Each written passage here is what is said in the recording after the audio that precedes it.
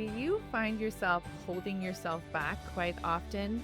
You really want to do something, but think, oh no, I can't do that. I'm just little old me, or I'm just this girl who lives on an island, or I'm from Canada, or I'm from this, or I'm from that.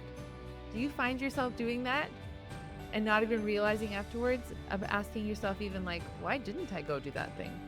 Or maybe you're looking back at the year or the month and asking yourself, why haven't I done more quilting? Or why don't I feel happier? Like, what's going on? All right, if that's you, I'm so glad you're here. My name is Dara Tomasson, and I am the Quilters coach, and this is episode 187, Not Letting Yourself Have It All. Okay, so I have a client who when I was coaching her, I thought I have to do this podcast. And, so much of the focus of the work that I do is helping women learn how to truly love themselves, how to nurture and nourish themselves, and actually learn how to treat themselves as kindly, as respectfully, and as sweetly as they do other people. And we have this undercurrent of this negative self-talk that just feels so normal, but it actually has really destroyed our relationship with ourselves, and it keeps us from having the kind of experiences and connection that we want. So let me just tell you a little bit about this experience, and I want you to ask yourself as you're listening to this podcast, does this in some way describe you? So this is why I do this podcast. I know for myself, I have learned so much from so many podcasts. I remember like quilting and then having to stop every 3 minutes when I was listening to these podcasts because I had to write this down. I thought, I didn't even know this was possible. I didn't even know it was possible for me to actually think a different way. It was so liberating. There was so much freedom there.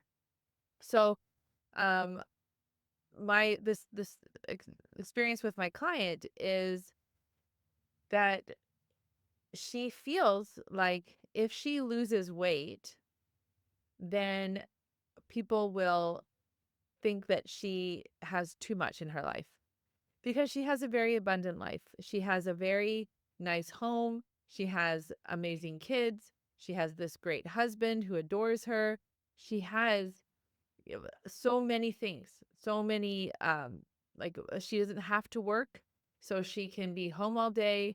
The kids have just left the nest, and she has this very unconscious belief that we were able to excavate after some time coaching, that she feels like if she loses this weight, then she will be less likable because people will see, oh my goodness, not only does she have these different freedoms, but now she's skinny. And it was really interesting. And as you can imagine, so I want to hear from you. Do you hold yourself back in certain areas because you're worried that people will reject you?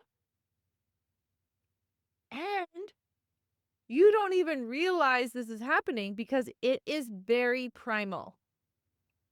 So even in my own family, my own father, when I told him one day my earnings as a life coach, he was very upset. Now, I did not realize at the time how much dementia was already setting in with my father. So this, in all fairness, this is, he had his own struggles and own difficulties, but he was not supportive of me making money. In fact, it was very difficult. He said, Dara, are you sure that you can be someone who can make that kind of money? And, it's all relative, right? Like, money is all relative. But for my dad in that moment, when I told him, and then the way I interpreted his reaction, that's on me. But I have a whole history of money and how much girls should be able to make, how much men should be able to make, and different professions, how much they should make.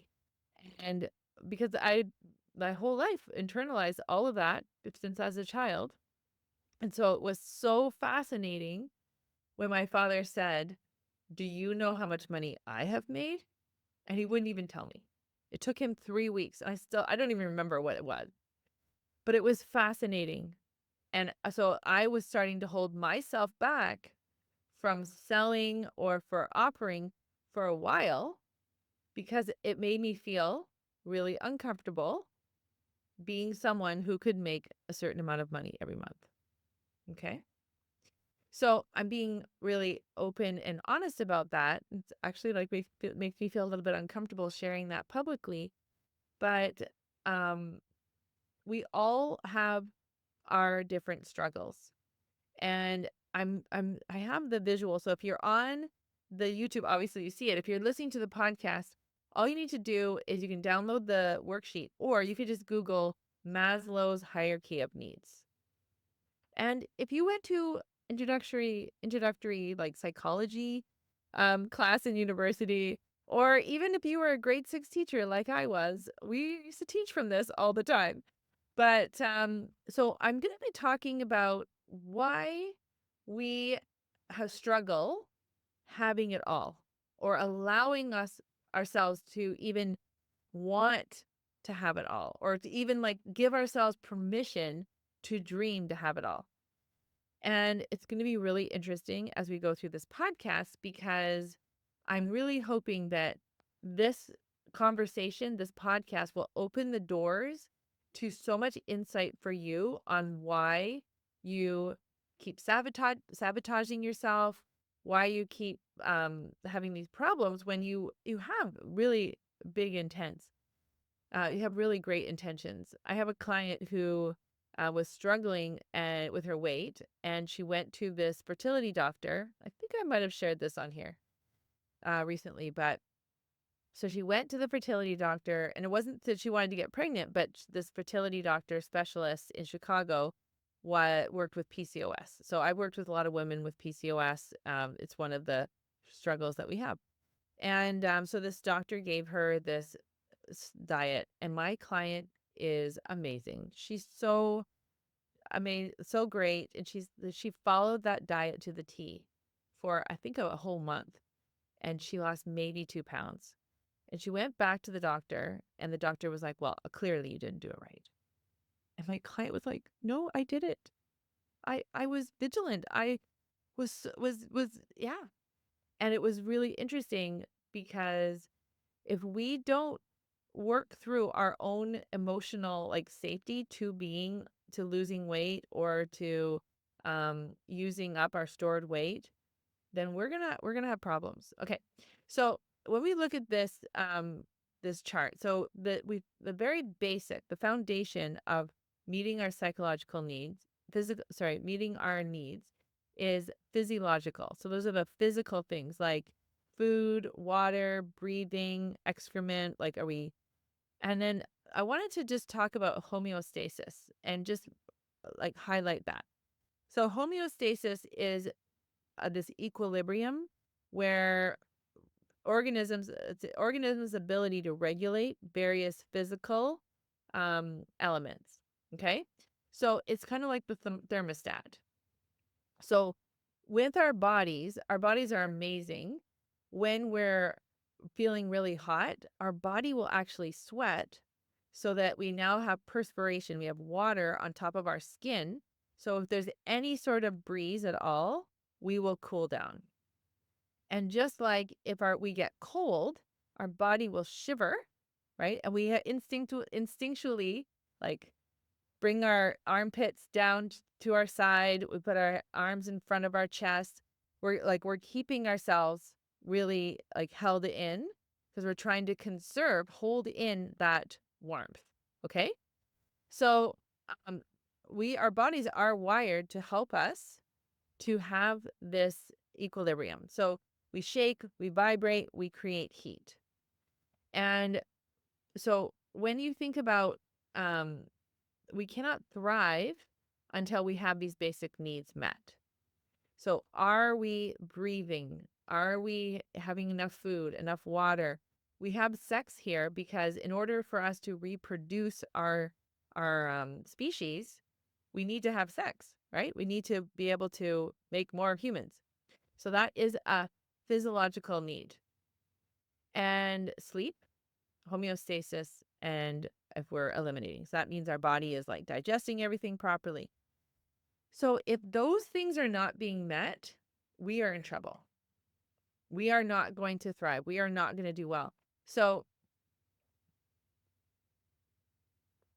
one of the problems that I encounter with working with women on weight loss is if there is a lot of fear around food and around eating, and if we're not like caring for ourselves, we're not getting enough water and sleep, then we're not going to be able to have a great result with caring for ourselves. And it was interesting. I, for many, many years, did not sleep very much. I didn't sleep very much because I had 5 kids. So there was one thing. And then I, on purpose, chose to go to bed at 4 in the morning, 5 nights a week, 6 nights a week, because of my quilting. And it was a little bit, well, it was one of my strategies of if I'm more tired, I don't have to feel my feelings as much. I was pretty overwhelmed. I loved my life, but there were some really challenging elements, and I didn't have life coaching at the time. I didn't have all those strategies of knowing how to reframe things. And so one of my strategies that was modeled to me as from a kid was just to work harder. And so my theory was if I could just work harder, so if I could do more quilting, then I could get ahead and then I could maybe help resolve some of the concerns that were happening in my home. And so that was hard. And so when I started doing the life coaching and I started having this experience with like feeling my feelings and processing all of that, um, I didn't make myself quilt so much. And I actually let myself go to bed early and take care of myself. And I started sleeping 7 to 8 hours. And I think I should have written this down, but I think I lost 10 pounds in a week when I just changed my sleep. My body was like, thank you. This is more what we like. This is safety. So I'm curious for you listening to this podcast. Are you breathing enough? Are you having good food? Are you drinking enough water? Are you having that good sleep, the homeostasis? Like, are you are you regulated or are you really, really high and then really, really low? And are you having regular bowel movements? So if that's not happening, this is a problem. Okay. And if these aren't not met, then let's like we can't expect to get like a lot of really good results because these things aren't even being met. Okay. So safety, we need security of our body, of employment. Like we need to make sure we're going to have enough money, right? Financial security, health and wellness, and then safety against accidents. Like, are we living in a healthy, safe environment? So if we are constantly looking over our shoulder or constantly worrying about if we're going to be okay, then we're not going to thrive. We're not going to be able to move forward. So once these things are taken care of, then we can go to the next level of friendship, family, sexual intimacy. So it's not just like an interaction of sex, right? It's actual like feeling good in your body, feeling connected to your partner, feeling like you're loved and you're having that like higher level experience. Same thing with our friendships and family. Like we're really feeling heard, we're feeling connected. Is that do we feel like we belong? So as I look at this Maslow's hierarchy of needs, and as I share the example of my client saying, well, if I lose weight, then people are going to judge me. This is now going to go to this next level of esteem. So in our self-esteem, our confidence, achievement, respect of others, and respect by others. So this is where we get this is where like the internet has been really challenging for a lot of us because even someone, um, we can judge our worth by the number of followers or people making comments. And then it's even worse when you go to the Instagram thing and they'll say, "Oh, Instagram will only push like the algorithm now works for you, so it only pushes like the good content." So then if you're trying to do things and it's not being pushed, you're like, "Well, I guess I'm a loser. I guess I'm not." So, and same thing with the scale. It's like, "Well, I guess I'm a loser. I guess I'm stupid. I guess I'm dumb. I guess I'm not good enough. I guess I'm just the worst," right? And we don't let ourselves we don't let our own opinion of ourselves mean anything. So this is where we have to really start internalizing, I'm my own boss. What I think of me is the most important. This is my life. I get to create whatever I want. So as a Christian, I've actually had some challenges in living in this area because our school system has very strong, uh, like very strong beliefs that go against Christian faith. And so there have been times where teachers have made fun of my kids, have degraded them, and I've had to walk in and say, "Hey, listen, this isn't cool. We can respect everybody. I'm not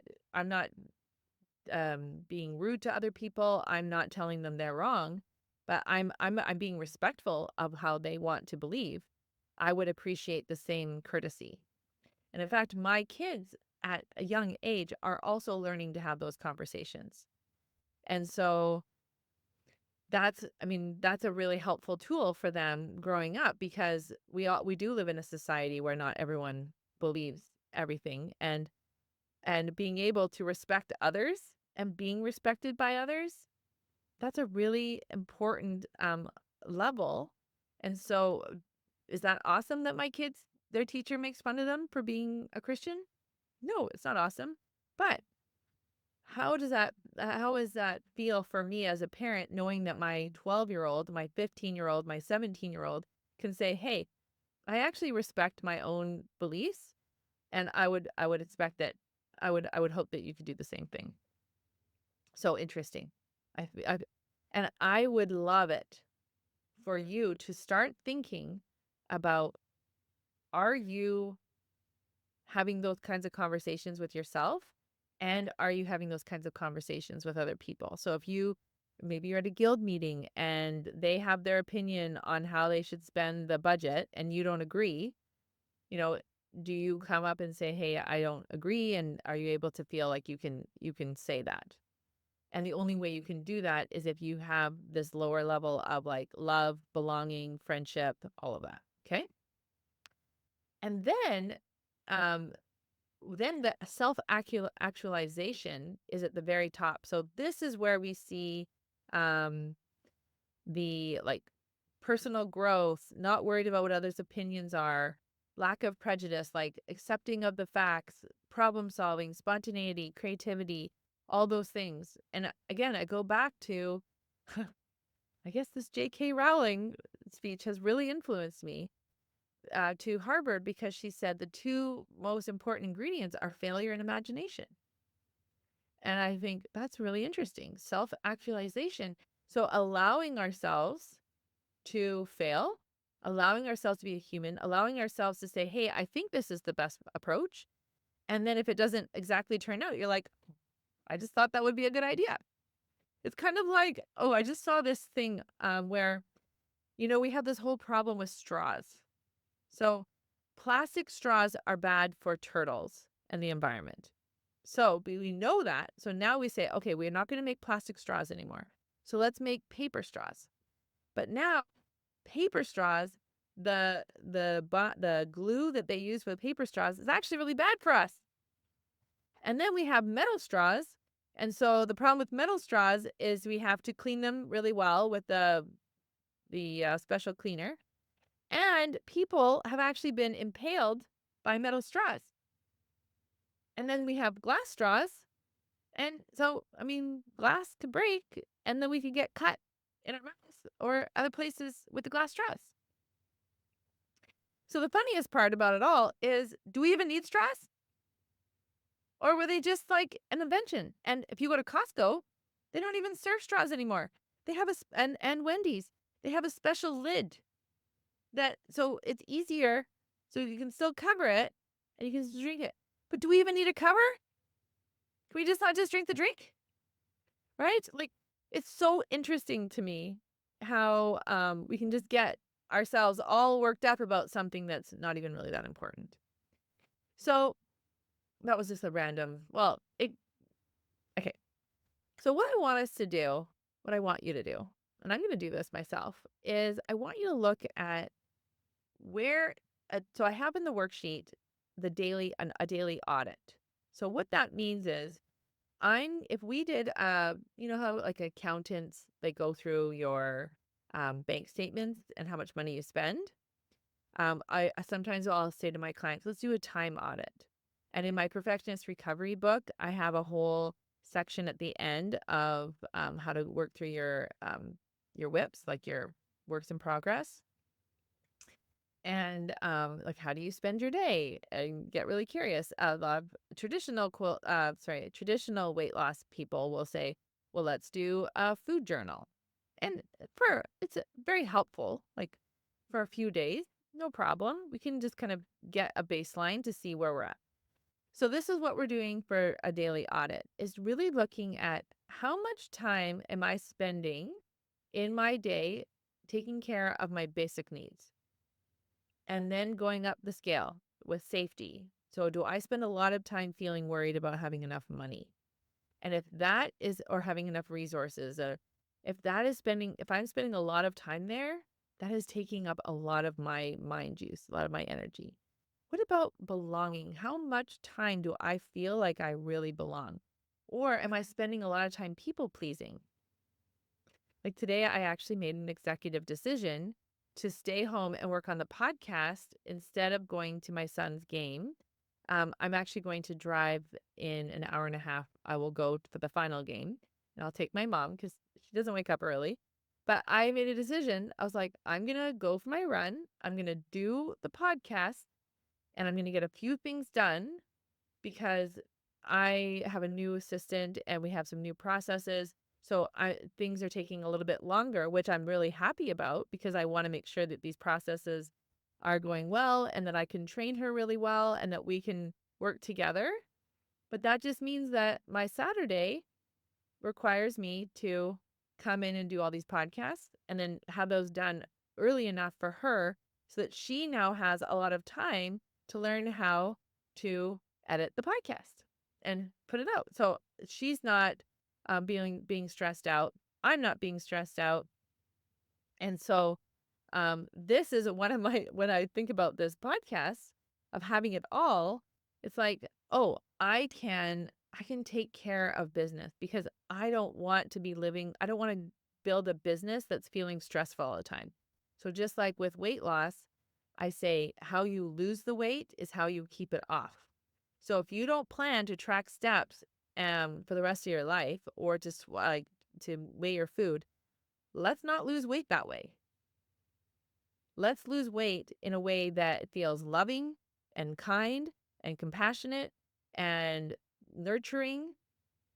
And then like when you step on the scale, it's like, okay, I'm stepping on the scale as a way of seeing how I did instead of I'm punishing myself. It's like, no, it's a tool.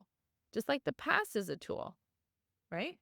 So I give these examples because I want to help you see in your life how much of your time, because remember, we only have 24 hours. The time is limited.